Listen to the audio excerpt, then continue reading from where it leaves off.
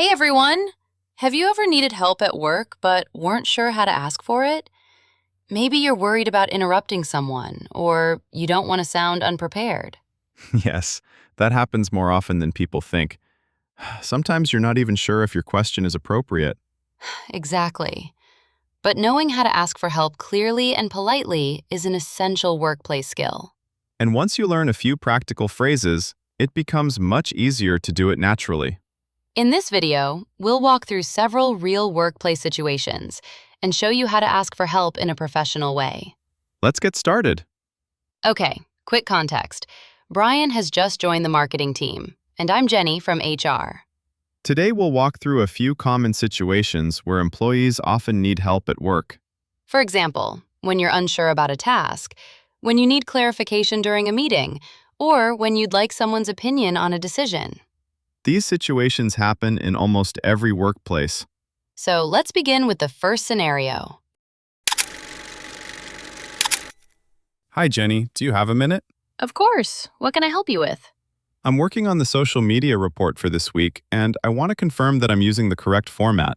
Did you download the template from the shared drive? Yes, I found the template earlier today. Which part of the report are you unsure about? I'm not completely certain which sections are required for the weekly report. Some sections are optional depending on the campaign. That's what I suspected, but I wanted to confirm before completing the report. That's a good habit when you're working with new processes. Would you mind briefly explaining which sections are most important? The most important sections are the performance summary and engagement metrics. That sounds straightforward. The campaign highlights section is also useful because it explains the results. I noticed a section about long-term trends in the template. We usually include that section only in the monthly report. Okay, that makes sense. Weekly reports should focus mainly on recent performance. Also, try to keep the performance summary concise and easy to read. Yes, I'll make sure the key insights are clear. You know, managers usually prefer quick insights instead of lengthy explanations. Oh, thanks for explaining that. I'll note it down. No problem. And feel free to ask whenever something is unclear. I appreciate your help. Don't worry, it's completely normal to ask questions when you're new. I'm glad to hear that. Okay, learning the workflow always takes a little time. You will get used to it.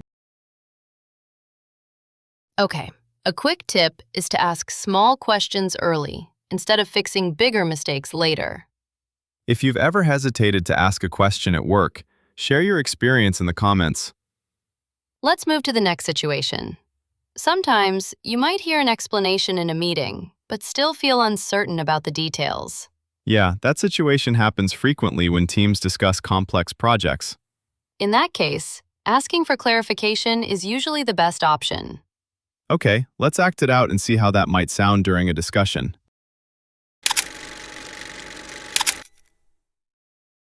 For the next campaign, our goal is to increase engagement across our social media platforms. That sounds like an important objective. We will also adjust the content schedule and experiment with new formats. Could you clarify what you mean by new formats? I'm referring to short-form videos and interactive posts such as polls. That approach could definitely increase interaction.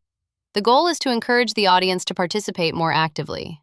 Do we have examples from previous campaigns that use those formats?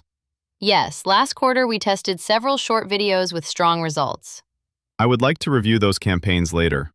Looking at past campaigns is a great way to learn the strategy. That context will help me understand the plan more clearly. Exactly, and it also helps you prepare better ideas. Thanks for clarifying that point. Asking questions ensures that everyone understands the plan. Sometimes you already have an idea but still want a colleague's opinion. That often happens when making strategic decisions. Getting feedback can help improve your idea. Let's try an example.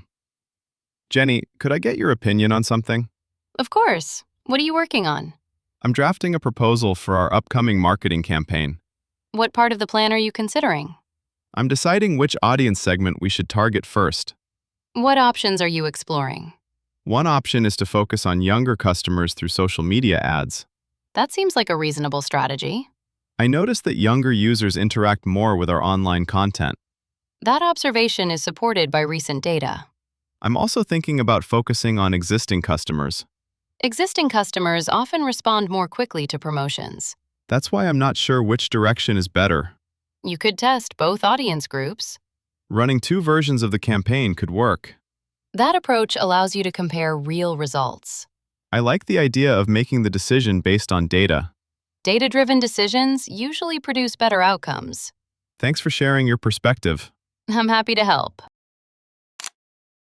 Sometimes a task becomes confusing even after you spend time analyzing it. That situation can happen to anyone. The important thing is asking for help before wasting too much time. Jenny, do you have a moment to look at something? Sure. What do you need help with? I'm reviewing the campaign analytics, and the engagement numbers look unusually low. Which metric seems most concerning? The engagement rate dropped significantly compared to last week. Let's examine the data together. I appreciate you taking the time. It looks like the posting time may have affected engagement. I didn't consider that possibility. Timing can influence how many people see the content. That explanation makes sense. You might want to compare it with last week's posting schedule. I will review the data again with that comparison. Also check the audience activity report. I wasn't aware that report existed. It's available in the analytics dashboard. I'll explore that section later. Let me know if you need help interpreting the results. Thanks for offering. Short and polite questions can prevent many workplace mistakes. Subscribe if you want to keep learning practical workplace English. Okay, let's finish with a quick shadowing exercise. Repeat each phrase clearly after Jenny. Do you have a minute? Could you help me with something? I'm not sure how to approach this task. Could you clarify what you mean by that? I just want to make sure I understood correctly. Would you mind taking a quick look at this? Could I get your opinion on something? I'm having trouble with this part. Could you walk me through the process? Thanks, that really helps. Asking for help is a normal part of teamwork. Clear communication makes collaboration much easier. Don't hesitate to ask questions when you need support. We'll see you in the next video. See you next time!